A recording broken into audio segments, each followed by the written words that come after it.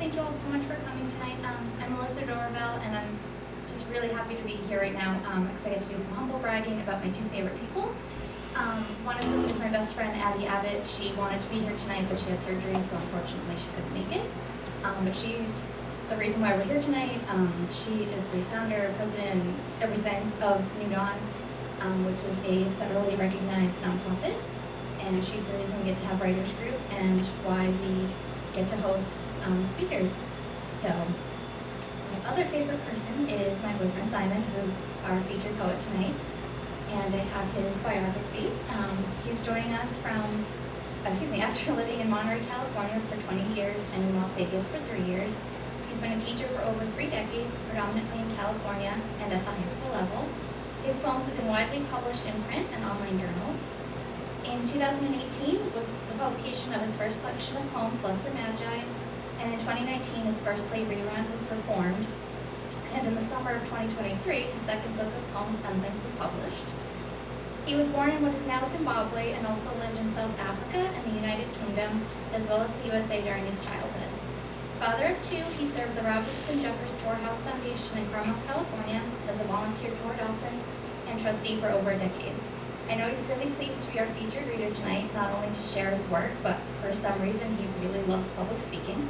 And it is now with my utmost privilege that I present my favorite poet, Simon Hunt.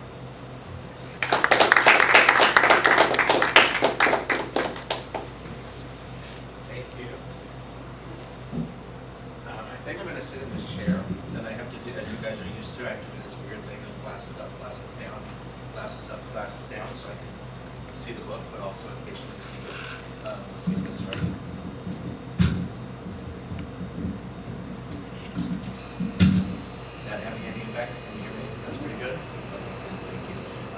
This is I'm super glad to be here. I just want to say that right off the bat. I feel like this is the small but mighty literary crowd of Asperham, and I feel really like I should welcome you one by one, individually, by name, because you're all people I know and treasure. I want to echo what Melissa said in saluting Abby and David, who are our hosts here every week. Maybe we don't do that enough in their absence tonight. We can kind of think of them.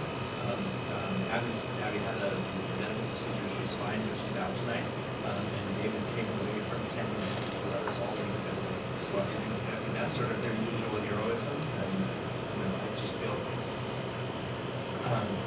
incredibly grateful to have this opportunity to read with you guys tonight, to read with most of you every single week, to hear what you guys come up with, to share with you what I come up with.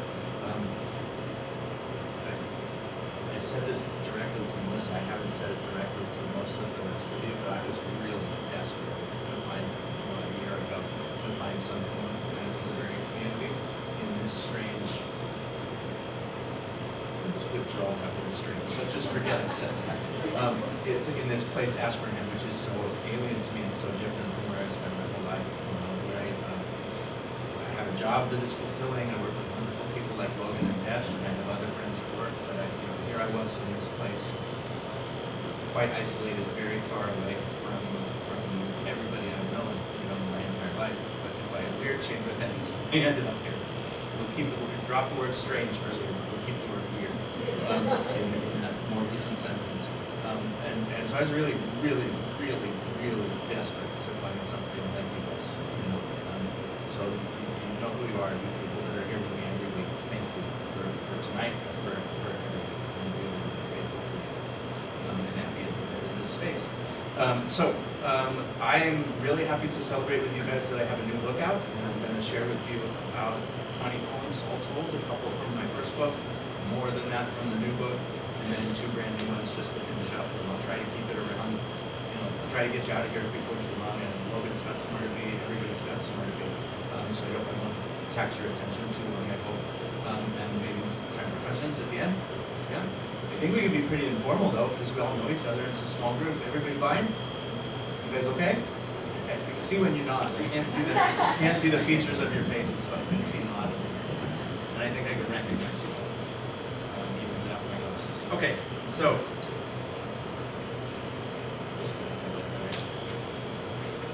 couple of poems from the first book.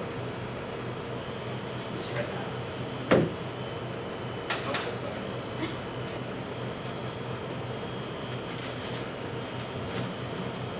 I'll think of myself after all this. A couple of poems from the first book, which is Lesser Magi, that came out in 2018. This is a poem with a long title, so I'll say it twice. It's called Eve, Long Widowed, Confronts the Boys in Her Orchard. Sort of biblical in its implications, but since there's just a few of us here, I will share with you that it's a true story. And the woman in the story is not actually Eve, the mother of us all. The woman in this story is my grandmother, whose name is actually Betty. And she then gave a biblical import by reading. Eve, long widowed, confronts the boys in her orchard. That's right. The things your gossips say are real. I am a witch, and these are haunted walls. My husband brought us here to live and heal after the war, and in these silent halls we raised our sons and daughters, making sure to spare them cinema and roller skates. But towny chatter, vulgar and impure, seduced them down that drive and through those gates. They walked away and into worlds they made. Still, ghosts of our red setters roam this rough estate, and sometimes after dark, a shade howls through rose window glass. That's talk enough. It's time you climb the wall and head for town. First, set the apples in your pockets down. So that's a poem in the form of a sonnet, which is a form I like to write in quite a bit. There's going to be a couple more of those tonight, and here's one of them called Divorced.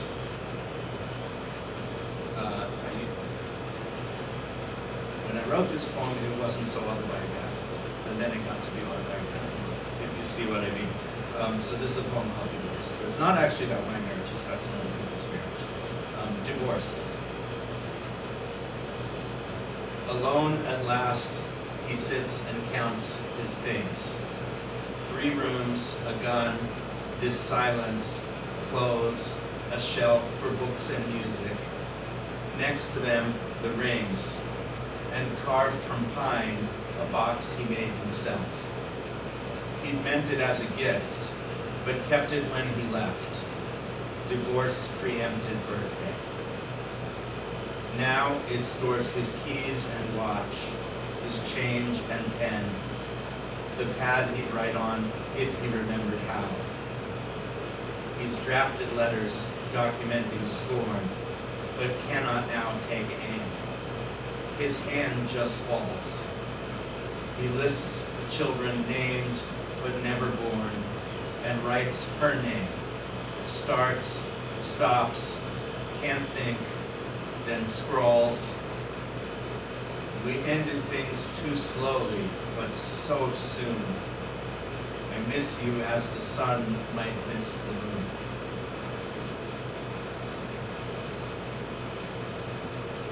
Here's a shorter one. I'm going to say a couple of poems tonight for my children. This is one for my second child that some of you guys know, Colin, goes by CJ. They are a very interesting person. Since a very young age, that child could not be around bodies of water without getting soaking wet, no matter how strenuously instructed, stay out of the water. And it wasn't always CJ's fault, but fate would conspire and the kid would get soaking wet. Even if the kid behaved beautifully well, a rogue wave would come, not making this up, or a rogue wave would come and drag my second child into the water. So this is a short poem called riparian. That's a word that is an adjective of rivers. It's not for rivers. Riparian.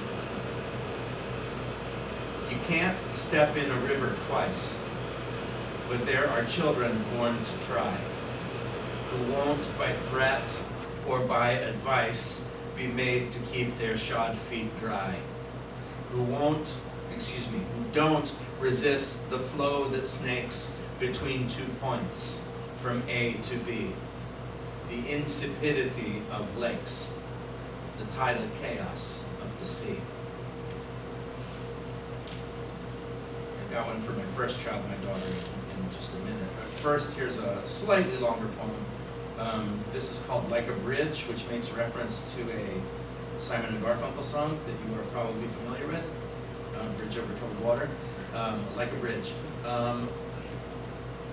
Yeah, I guess this is the way to introduce this poem. When I was 16, I fell in like grown-up love for the first time ever, and she was 18. It didn't work out, and she, basically, she didn't take me. I was a little kid to her. She was an 18-year-old grown woman, and I was a 16-year-old doofus. Oh, but I loved her. And we were good friends. She was good to me, but did not return my feelings. Let's put it that way. She's a park ranger in California now. She's a nice person. But anyway, this is about that experience, like a bridge. Yep. It's about reflecting on that experience, like a bridge. Before I knew I loved you, and some months before you felt you had to say you did not love me back, I grabbed your hand and pulled you past distracted bouncers down to where the VIPs got folding chairs. We heard a song or two before they kicked us out and back upstairs. Still hand in hand, we gazed upon the man who sang your favorite one, a song already old by then, the '83 reunion. And how much older it seems now, as I, at 50, sing along with Art on my car radio. I've got my hands at 10 and 2, but even so, I can't forget the way your right felt in my left, and how he sounded on the night, the sidekick to the one thought great. He stole the show with that one song. I'll Google you when I get home. I hope you're well and not alone. I hope you've got your radio on. Then I said I'd say a poem for my daughter. She's 24, and as some of you know, she came and performed on this very stage not so long ago. That was a real thrill. So I'll tell her later, as it were, speaking into her microphone. If you, as I do, write metrical verse, playing around with the rhythm and the scansion of the syllables and the rhyme and meter and all that stuff, you find yourself hearing it when other people speak. You start hearing meter and finding meter and making it meter, and frankly annoying other people with it. And so you do things like, you say, well, that was iambic pentameter. You're speaking in tetrameter right now, that kind of thing. So this is a really short 8-line poem, 8, of which I wrote 7 lines. And my daughter, when she was 6, and very angry with me, very angry the way only a 6-year-old can be, spoke the other line. She said a line and she was so pissed off. And I said, that was iambic pentameter. And she looked at me and she went, damn it, because she just wanted me to respond to her anger, and she was just so upset. So she wrote the first line, and then I wrote the other 7. It's called Puppet. A puppet show of how you make me feel. That's her line. I'll give that one again. She was so mad, and I was just like, that's perfect iambic pentameter. That's so good. A puppet show of how you make me feel. She offers this before we brush her teeth. She's 6. The daughter puppet, crushed beneath the daddy's feet, bewails the unfair deals life handed her, and lists the many things her father failed to buy. It's my turn then. But marionettes can't show how it is for men who have no puppets, but know who pulls the strings. She still doesn't like that poem. None of my students are here from Cushing, so I'll say this one, which has an F-bomb in it, because I like it. And you guys are an adult enough audience, so you can handle an F-bomb. This is a sort of true story. It's about half of it's true, and the rest is just egregious, outrageous lies. And it's about an experience that happened in middle school. And if you're going to talk about middle school, there's going to be illicit drinking and gratuitous swearing, and other elements. So this is a poem called Aria. Another sonnet, Aria. We drank a quart of smuggled wine the day we ditched the opera. Fuck that noise, we cried. A toast to sucker classmates trapped inside some field trip, gifted only, matinee. Another time you plucked me from my bike, a tick before the school bus crushed its frame. You've paid death back this time, I guess. His name, I'm sure it was, but Michael, not just Mike, my mother said. They thought at first he'd live, a truck. I had to put my kids to bed. Now linked to news, I pour some hometown red. Your death's online. I wonder what you'd give, my glass raised to the diva of way back when, to hear her now, or to have heard her then. The true part is I ditched a free opportunity to hear the opera singer Beverly Sills to drink with my friends in a parking lot when I was 13. That seems like an incredibly stupid decision to me now. This is, as I understand it, a really legendary American artist. But I thought, nah, vodka out of milk carton sounds better. Anyway, that's my book from 5 years ago called Lesser Magi. I'll make you a deal. Christmas is coming. There's a discounted price if you want both. But I will switch now to the new book, which is called Endlings. There's a story I kind of like that I'll tell you now as I shift to the other book. Parents can be other than supportive sometimes, you know. My mother, on the occasion of the publication of this book 5 years ago, and then on the publication of the new book, Endlings, at the time when it was too late to change anything, when the final proofs, you know, when the real books were being printed at the book factory, my mother said, I don't think this title is very good. And she said that twice, 5 years apart. She's wrong, first of all, especially about Lesser Magi, because if you Google that phrase, only my book comes up. That's a phrase that nobody else has ever used before, so that's a good title. Endlings, not so great. But nobody knows what either of these things are. These are terrible titles. You should change them. Precisely when it was too late to do so. And I said, it's too late. Thank you for your input. It's too late. And she said, well, then you should always explain, every time you give a reading, you should explain what the titles mean, because otherwise people won't understand. And I said, thank you, Mother. So I will tell you that there is a poem called Endlings, which we'll get to in a few minutes, but in case you don't know that word Endlings, it's a word that means the last individuals in the species. So when a species is very nearly extinct, and there are one or a small handful of individuals left, those are the endlings of that species. So there's a couple of species of rhino now that are down to only 2 or 3 individuals on Earth. Those are the endlings of their species. Make sense? Good title, right? Call my mother. What did I do with that? Here it is.